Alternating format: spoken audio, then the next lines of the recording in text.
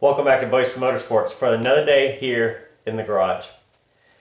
So you guys know I'm a big Mustang fanatic, and obviously with building the Gray Lady here, building wide body, and previously building a coupe before that, you know that my Mustang coupe is my forever car. I don't ever plan to get rid of it. One thing you don't know, and you might have an inkling of, based on the title of this video, is that I've always thought I might want a Porsche. So back in 1997, I worked in college on one summer. I worked for a Porsche dealership. I worked in the wash bay, so I detailed cars.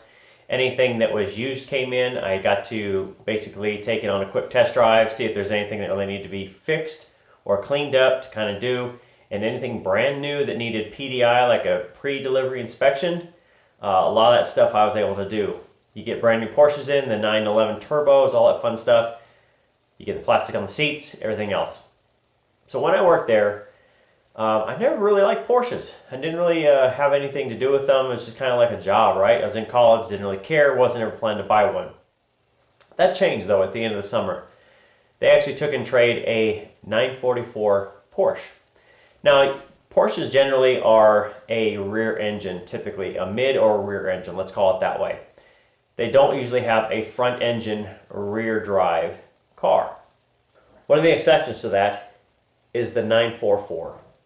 Now the 944 is a front engine rear drive Porsche.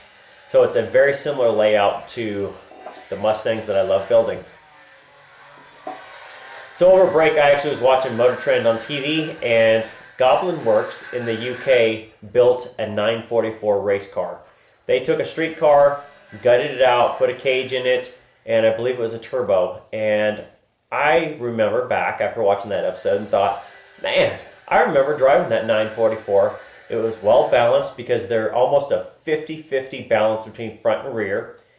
And it was a fun car. I really liked it. It was comfortable in that. So I always kind of just put that in the back of my mind that, that was a cool car, but I never thought about building one until I saw that episode. So after I watched that episode, I started thinking, I wonder how much 944s actually, because it was fun to watch for the episode. I remember back how much I thought the car was kind of cool. Now granted, this is 20 years ago, or 23 years ago technically when I did it. But I thought about what would it be like to own a 944. So I started going on Craigslist, and I actually found something that was a barn find. And what it was a 1985 Porsche 944. Someone had let the fuel pump go bad on it, or it went bad. They put it into a barn, and a new owner actually had it that didn't have time for it. So I started looking up what was in this car. So here's kind of pictures from the ad. So what you see is a red, which is the typical red, Porsche red, 944. No major damage exterior-wise, chrome wheels, had a couple dents and dings. Interior-wise, it seems like every time I've looked at these, the front seats are always pretty much need to be restored, but everything else looks pretty decently clean. It's a gray interior. It's what they call the square dash to it, and it was a pretty clean car otherwise. So from there, I contacted the owner and said, hey, I'm interested in the car. We talked a little bit back and forth via email, and my wife said, why don't you go buy that? We'll put it in storage, buy it for your birthday, and that'll be your next project car. So after talking with the owner for a couple weeks, it ended up not being a good time to buy that car. One, I don't have any place to store it because, as you can see behind me, the trailer is completely buried.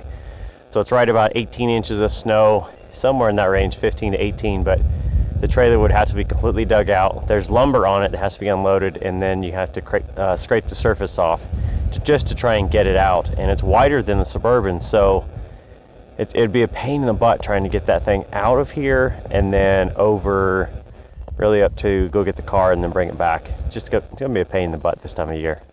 So now I'd obviously have to store it outside in the snow because the garage is full with a wide body and the Gray Lady, and I don't really have any place to put it. So I thought, nah, I don't really want to go get a storage unit to store it. Hopefully it doesn't get stolen out of there. And pushing another car around really doesn't sound that much fun anymore. So what I'll say is this is going to be a litmus test. I want you guys to tell me if you're interested in watching me build a 944. I think that is going to be my next project car. And if you're thinking it's just going to be a restoration, this is not going to be a restoration.